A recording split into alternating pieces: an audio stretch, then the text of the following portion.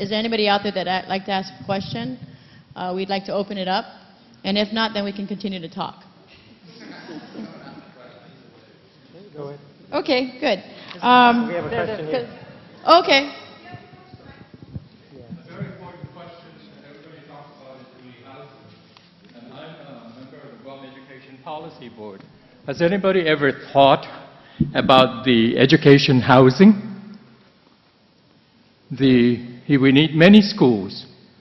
So how does that housing for learning really get incorporated? And are we thinking of that? In the Department of Education, we're projecting, like in the northern part, that actually we are already short by, I think, 5 schools. And I know that we're not thinking of funding, or our funding has really kind of like been eroded because of commitments that we have with our government. And we cannot raise funds. We cannot even direct funds.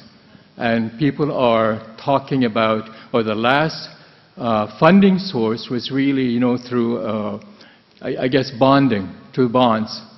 And there is really a hesitancy. So I want to pose the question, how about housing for education, which is schooling?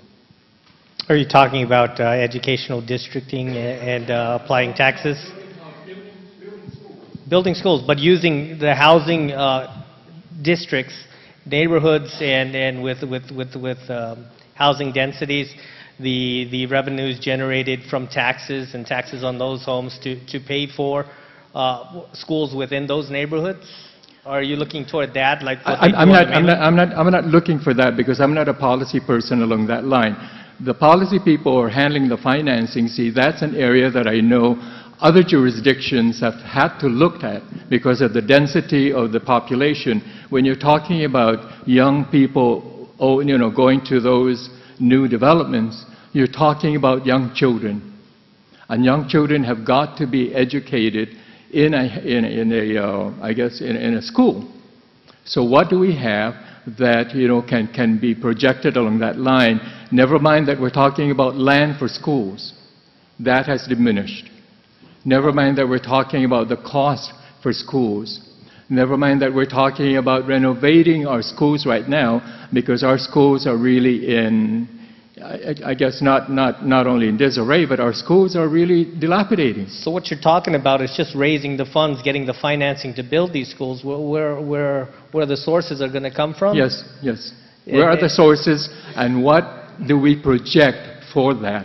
Because we have not even really projected that in the equation. I don't see any question. And that really came to my mind when we're talking about housing. People occupy the houses, young people occupy the houses, but we have not really projected for those children who have to really be done. Because otherwise, our enrollment, we're going to have a more serious enrollment problem in the schools. Absolutely. Thank you. I appreciate your question, Dr. Cruz. I want you to know I've got 2 answers. One is, that's the next panel.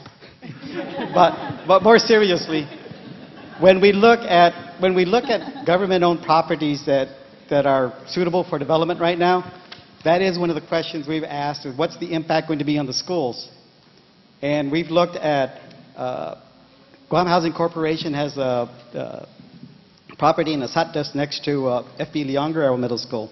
They've built 24 apartment units. There's still a lot of room there for more rental units there. But once that gets going, that's really going to have an impact on the adjacent schools, the middle school, the high school, and the elementary school. Guam Housing Corporation also has the Lada Estates. Once the gridlock there gets broken and they begin building on that, that's going to impact on Weddingale Elementary School and Benevente Middle School, and possibly even Maria Ulloa. At this point, the only properties we know where it will not have a negative impact on the school is for us to develop the property we own in Yamatak. Hopefully that will also increase the population and also enrollment within the Southern High School so that it can get the resources needed to be operated properly. But when we talk about where we're going to build it, that is a question we ask ourselves. What's the impact on the schools? And that's one of the factors we use in trying to decide whether we should proceed there.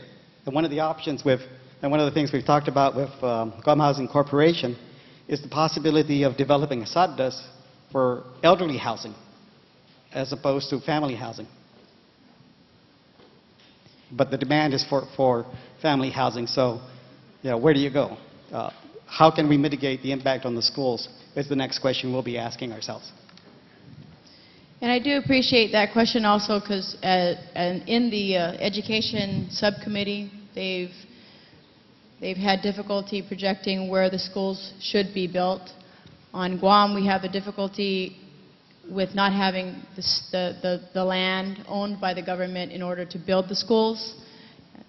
What we would like to see is that the population will go where we build the schools, and like Mike had mentioned, they've got property down in Umatic, and they would be wonderful to go and build down there, and then that would add the population of that school. And but who's going to buy it? In the recent housing study, they did a survey, and people will not want, they don't want to move down to the south. So at some point, we have to get to a point where do we direct where people live, or do we build where people want to build over our northern aquifer? And so at some point, a lot of factors have to come into play. We have to have that mass transit. We have to have the good schools down south. We have to have jobs, and we have to have some anchors down there for us to move down there.